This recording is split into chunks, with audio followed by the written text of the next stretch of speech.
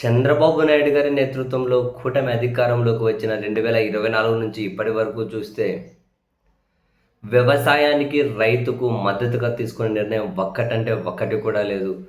ఎందుకు అంత నిర్లక్ష్యం ప్రదర్శించుకుంటూ వచ్చారో కూడా అర్థం కాలేదు. రోడ్ల మీద మామిడి పండ్లు పడేసుకుంటూ ఉన్నారు, రోడ్డు మీద టమోటా పడేసుకుంటున్నారు, రోడ్డు మీద అరటి పండ్లు పడేసుకుంటున్నా, చెట్ల మీద అరటి పండ్లు అలాగ తోటల్లోనే వదిలేస్తూ ఉన్న ఏదైనా చూడండి, మిర్చి చూడు, పొగాకు చూడు, పత్తి చూడు, ఏదైనా చూడండి, ఏ రైతుకు కూడా చంద్రబాబు నాయుడు గారి సర్కార్ మద్దతు ఇచ్చిన చరిత్ర ఈ 2 ఏళ్లలో లేనే లేదు. అయితే ఈ క్రమంలో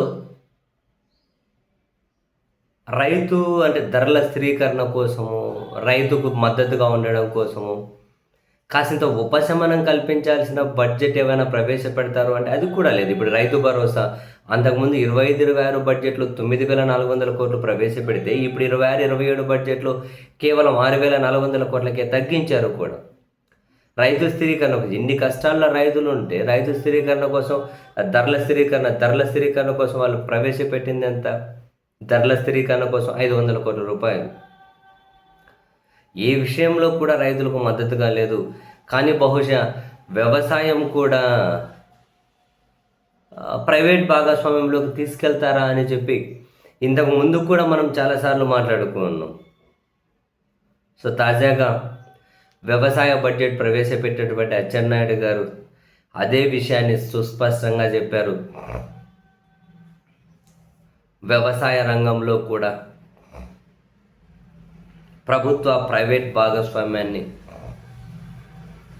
ప్రవేశపెడతాము అని, పెద్ద ఎత్తున ప్రకృతి సేంద్రియ సాగును చేపడతామని, ఆర్టిఫిషియల్ ఇంటెలిజెన్స్, రోబోటెక్, డ్రోను, డిజిటల్ సహా దేశంలో ప్రపంచంలో అందుబాటులో ఉన్న అన్ని రకాల సాంకేతిక పరిజ్ఞానాన్ని, అత్యాధునిక యంత్రాలను వినియోగించి ప్రభుత్వ ప్రైవేట్ భాగస్వామ్యంను విరివిగా వ్యవసాయ రంగంలో ప్రవేశపెట్టబోతున్నాము అని అచ్చెన్నాయుడు గారు శాసనసభలో బడ్జెట్ ప్రవేశపెట్టుకుంటూ చెప్పినటువంటి మాటలు.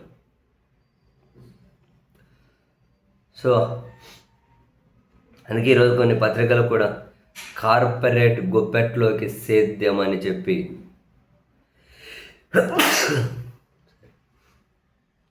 హెడ్డింగులు పెట్టి కూడా కథనాలు రాసుకుంటూ వచ్చారు. సో విద్య కాదు, వైద్యమే కాదు, రోడ్లే కాదు, చివరికి వ్యవసాయం కూడా కార్పొరేట్ గుప్పెట్లోకి వెళ్ళబోతూ ఉందట. బహుశా ఇంకా ప్రభుత్వానికి ఇంకా ఏదుంది స్వతహాగా? అన్నీ విద్య, వైద్యం, వ్యవసాయం, ఆసుపత్రులు, ప్రభుత్వ కాలేజీలు ఇవన్నీ పీపీపీ అంటూ ప్రైవేట్ భాగస్వామ్యంలోకి వెళ్తే ఇక ప్రభుత్వం స్వతహాగా నడిపేది ఏమైనా మిగిలి ఉంటుందా? ఏముండదు. కేవలం ఇంకా ముఖ్యమంత్రి, మంత్రులు, ఇంకేమైనా కనుక కలెక్టర్లు, ఎస్పీలు, పోలీసులు, అధికారులు అంటే ఇంతవరకే, ఇంకా అడ్మినిస్ట్రేటివ్ వ్యవస్థ వరకే ఇంకా పీపీపీ అని రాలేదు.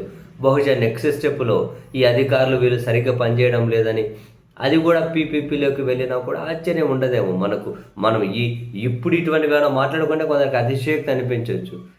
కానీ ప్రభుత్వాలు, పాలకుల విధానాలు గమనిస్తే అటువంటివి జరిగిన ఆశ్చర్యం లేదనిపిస్తుంది. పాతకాలం అవే కదా, ఎక్కడికక్కడ రాజ్యాలు పన్నులు వసూలు చేసుకునేటివి, పన్నులు వసూలు చేసుకునేకి కొన్ని ఊర్లు, కొన్ని రాజ్యాలు ఇంకొక రాజులకు ఇచ్చేసేవాళ్ళు, రకరకాలుగా ఉండేది.